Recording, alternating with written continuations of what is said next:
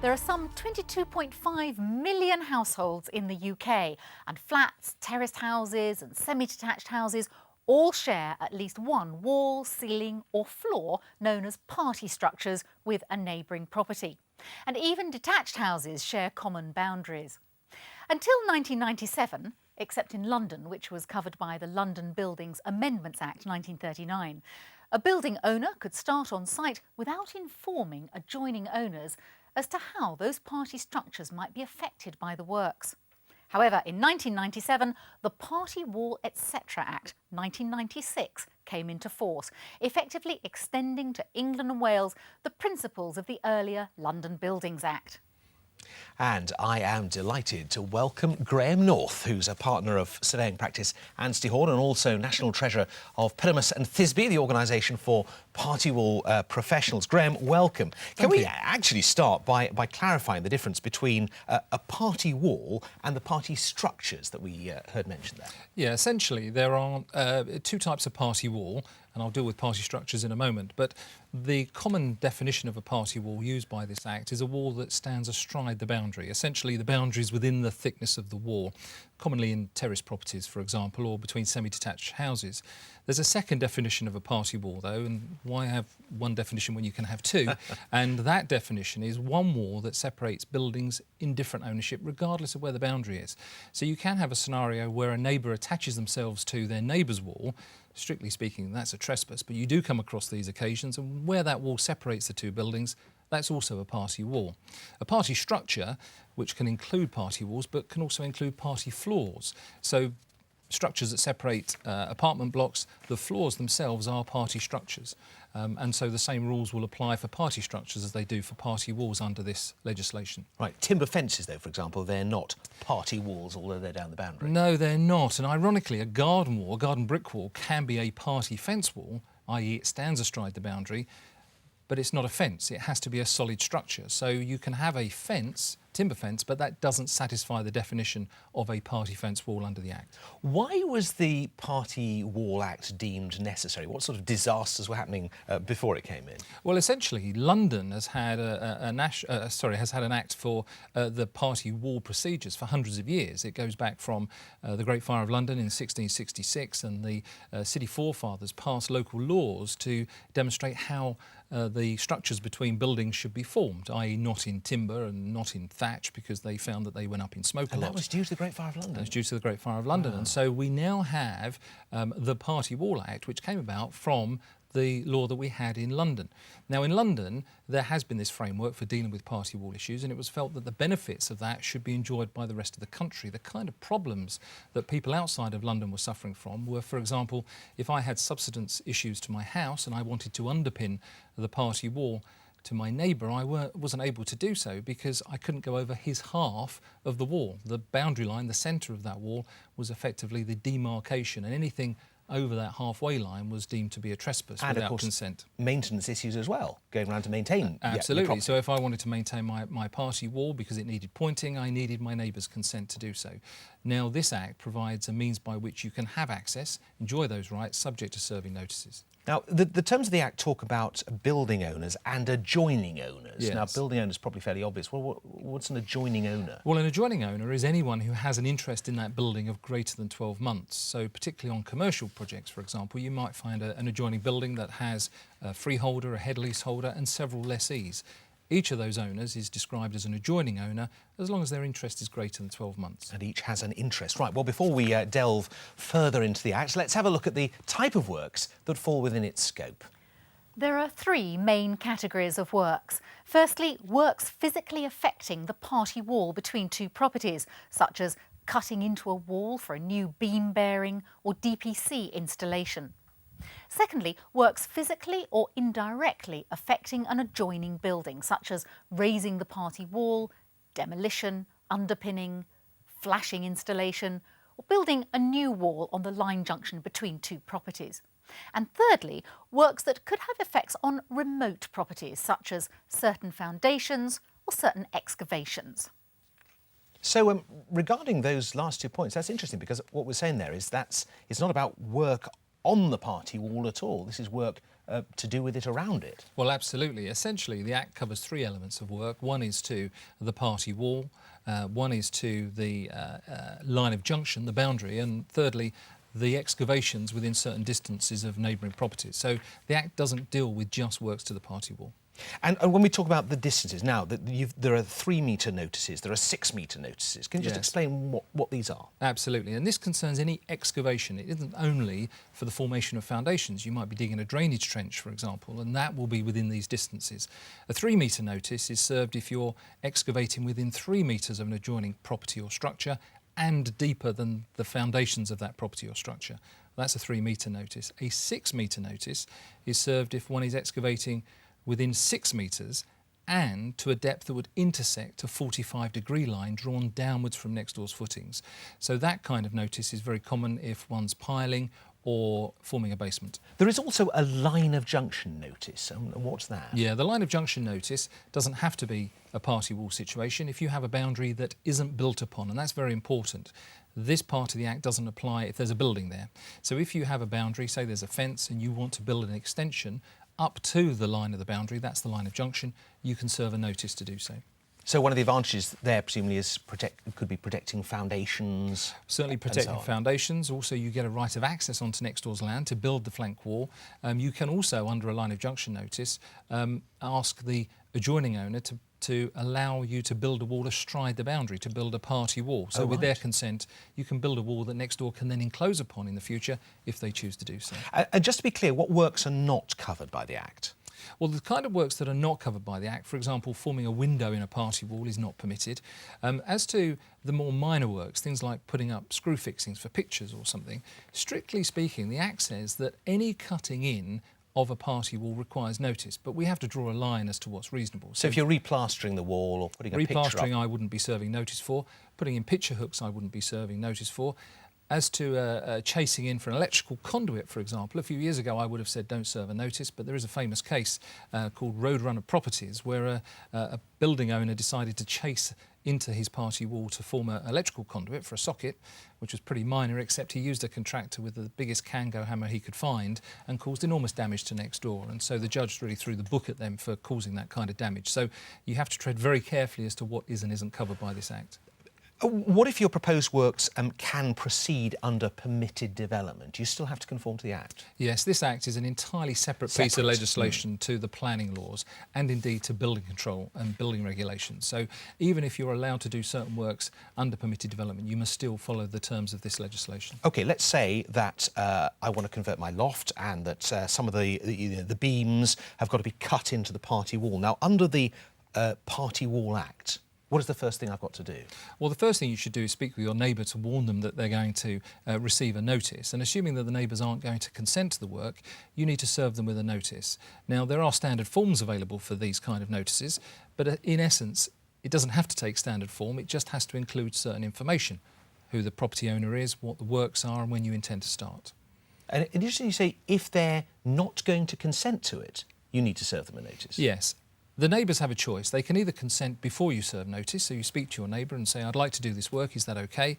And they say, yes, that's fine, therefore you don't need to serve a notice. Alternatively, you can serve the notice and then the neighbour can consent. Or, if they don't like what you're up to, then they can dissent and appoint their surveyor to act for them. Right, we can talk through this one. But as far as serving the notice goes, how much in advance of the work starting do you have to serve the notice? For a party wall notice, for doing a loft conversion, for example, it's at least 2 months before the works are due to start.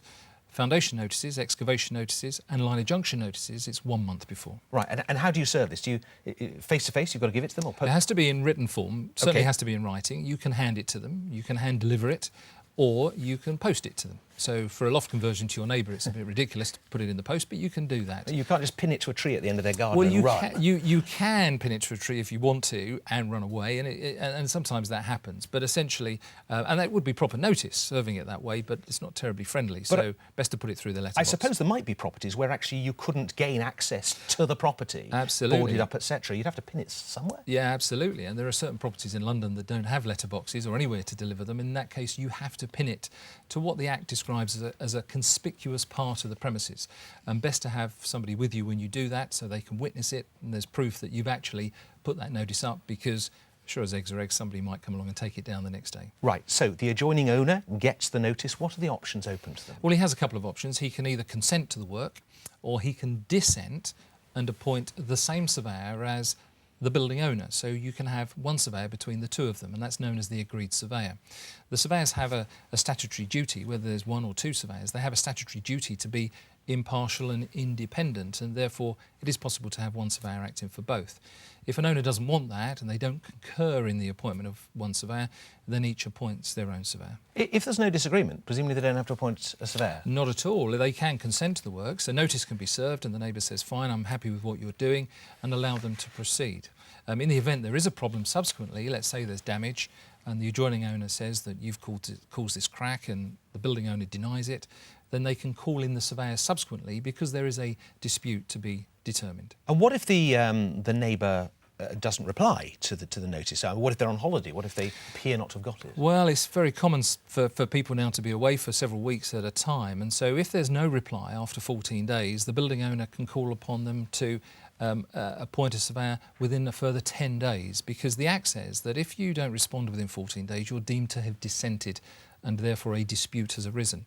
And once there's a dispute, you have to appoint a surveyor. And so you can then call upon next door to appoint someone within 10 days. So you've got 14 days, allow a couple of days for post if that's the manner in which you've served notice. Give them another letter giving them 10 days to appoint someone, and if they don't respond, you can appoint somebody for them. So, as we've heard, the options are that the work is done on a nod and a wink with no surveyor appointed. Each side appoints their own surveyor, or a single surveyor is appointed for both parties. Where a surveyor or surveyors are appointed, the initial goal is the creation of an award. The purpose of an award is to record any proposals that have a direct or consequential effect upon the adjoining owner's land or property, and to record the conditions and requirements under which the building owner must do those works. So, the all-important award then. Graham, what exactly is recorded in the award, and what documents, I suppose, then are typically required for it? Well, essentially, the award is the legal document which settles the dispute that arose from the notice. And it'll say the standard things like who the owners are and what the properties are. It'll include things like the drawing showing the description of the works. The surveyor's duties in the award are to determine the manner in which the work is to be carried out, and so it can include method statements, calculations and so on, all supporting the means by which the building owner is going to do this work. It'll also include the schedule of condition, the condition survey of the adjoining property, arguably the most important part of the process. And presumably state who's responsible for the payment of fees. Absolutely. And that'll all be in there. Absolutely, it will be. And it's a common misnomer that the building owner pays the fees regardless, and that isn't the case. It's actually for the surveyors to decide who pays the fees. But in 99 times out of 100 cases, it is the building owner because the works are for the building owner's benefit. In the case of repairs, for example, let's say there's a party fence wall, a garden wall that requires some repair. Both owners could be responsible for those repairs in terms of cost, so the surveyor's fees would be shared between the owners. OK, what about the condition survey? Is that part of this award? Or is that it is part of the award, and so the condition survey, which, as I say, is arguably the most important part, ironically is not even mentioned in the Party Wall Act. But the condition survey, which is taken before the work start, is imperative as a record which can then be used as a benchmark to establish whether any damage has been caused. And so that schedule of condition is then checked upon completion of the work, so any damage can be identified and made good. So you haven't got to, you wouldn't necessarily have that, would you? You could go ahead without it. Yes, you could. You would be mad to do so. You'd be very ill-advised to proceed with any work without some form of condition survey. Whether that condition survey is in written form or photographic, you should have something that records the condition of next door before the work starts. So run through it, if you would, really what the key elements of a condition survey are. Well, the important thing about a condition survey is to remember that somebody else may be reading it in the future. It may not be you picking it up again. So there's no point in thinking, oh, well, I remember there's a crack in the corner and I'll remember that when I come and check it in 6 months' time. So somebody else is going to pick up that document. So the schedule of condition has to describe where the cracks are, how long they are, what the width of those cracks are, is there damp in the party wall as existing before any works start. This schedule of condition is the means by which a building owner protects themselves from what I would describe as an opportunist's claim for damage, i.e. saying that crack has appeared as soon as they hear noisy works. Neighbours always say that crack in the ceiling that's been there for 5 years is new, and the condition survey prevents that from happening. OK, let's go back to my loft conversion. So my neighbour arrives home and discovers that there's a pile of plaster on the floor after the workmen in the flat in my loft have been gunning rather hard for one of the Yes. pockets for the beam. Yes. What happens then? Well, the first thing the owner should do is get in touch with their surveyor to point out there's been some damage. That surveyor, if it's a separate adjoining owner surveyor, will get in contact with his opposite number just to let them know that's happened. Contact will be made through to the contractors in case there needs to be some clearing up done as a short-term measure, and the longer-term repair will be done when the major works are finished.